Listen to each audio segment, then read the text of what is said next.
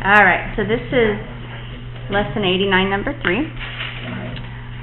I would try to do a diamond problem on this. Very good practice for diamond problems. I know, we're recording. We're just saying, like, have you seen that one freaky diamond movie? No. What goes up here, who knows? If I'm trying to multiply... 10. Good, negative 10. And what goes down there? 6. Negative 6. Beautiful. Okay, so we're trying to think of two numbers that can multiply to make the negative 10 and add to make the negative 6. So I just brainstorm. I go, is it 10 times 1? No. Is it 2 times 5? No. Is it 3? Oh, really? So there's nothing. So does that mean we have to use quadratic formula? Because isn't that pretty much what we do if we, unless I wrote down the problem wrong. Did I write the problem down correctly? So I'm thinking, yes, it's okay. It's not like you did anything wrong. It's just like it doesn't factor. I wrote down the proper problem. We're trying the right thing. It doesn't work. So what do? We grab out the quadratic formula. I know. I don't like when that happens. It makes me feel like something went terribly wrong. A is 5. What's B? Negative 6. Yeah, and C. Negative 2. Yeah. And then we know, if you guys have the quadratic formula memorized, you know it's negative b plus or minus square root b squared. Well, I'm kind of doing part of it in my head. 4 times a, times c divided by 2 times a. There it is.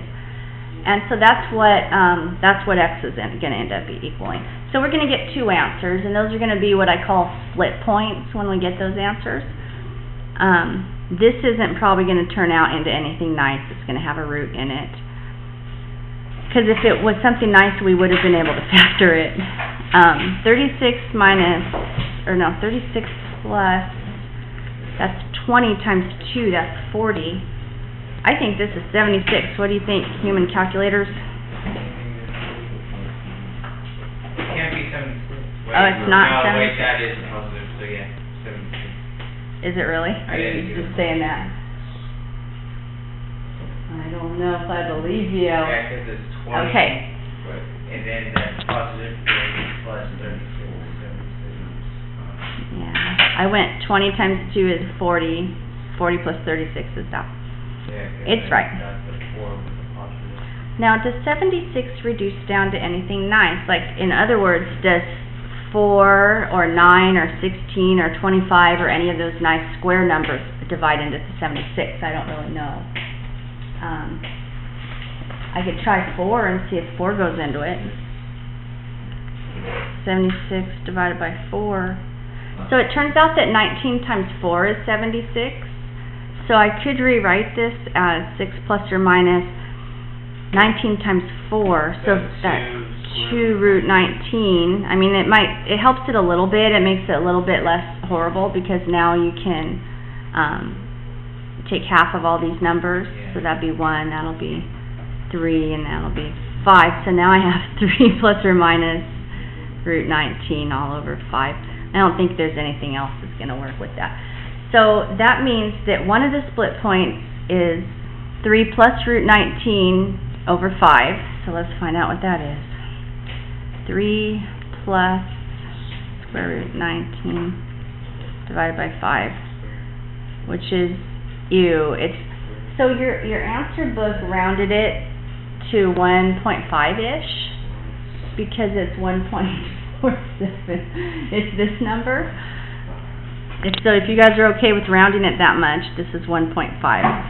Okay, that's what I got when I went 3 plus root 19 divided by 5. And then did anyone do the other one yet? 3 minus root 19 over 5? I can do it right now. Divided by 5. I got negative point, they called it 0.3. So this ugly number that I got, the book just rounded it. It's not very nice of them. So those are I call them split points. They're also sometimes called critical values or critical points. In other words, if this was a parabola, it would cross the x-axis at 1.5. So like right here, it would cross the x-axis. Oh, actually, I'm going to make a, sorry. Can you pretend that that's a not filled in dot? That's a hollow dot. And then there's another one, because see how I have less than 0? So you have to have hollow dots. And then this one would be here at -0.3 somewhere. And so if it were a parabola and I wanted to draw it, it would go like this, and it would get shaded. Well, let's pick some numbers and find out where it's going to get shaded. It turns out that 0 is in between my two split points. So I can find out if I need to shade in between them or on the two sides of them. So plug in 0 to your original. It's really easy because you can just, if you plug in 0 there, that goes away, and you end up with -2 less than 0. Is that a true statement? Is -2 really less than 0? Yes. Yes. So that means that if I did draw my parabola on here, which I'm not going to, well, actually I kind of sort of did, didn't I? If I did draw my parabola, and if this were the x-axis, it would get shaded on the inside. But I'm just drawing it as a line graph. Here, I'll just draw it like this so you can see the hollow points. These are hollow. So how do you write that? You write x is in between -0.3 and +1.5. Can you guys even read that? I don't know if that makes any sense to you, but do you guys have questions on that? The procedure is to find, usually it's just by factoring. You find the place that the critical values, or split, I just call them split points.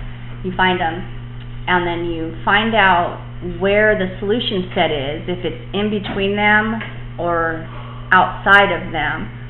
And then that's like, if you were going to graph it, that's where your shading would go.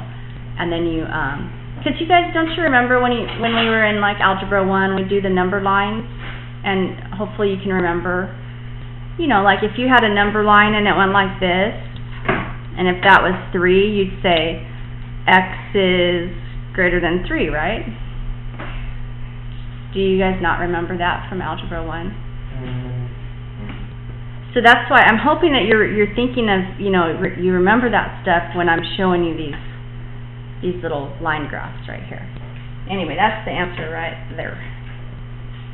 That was a long video.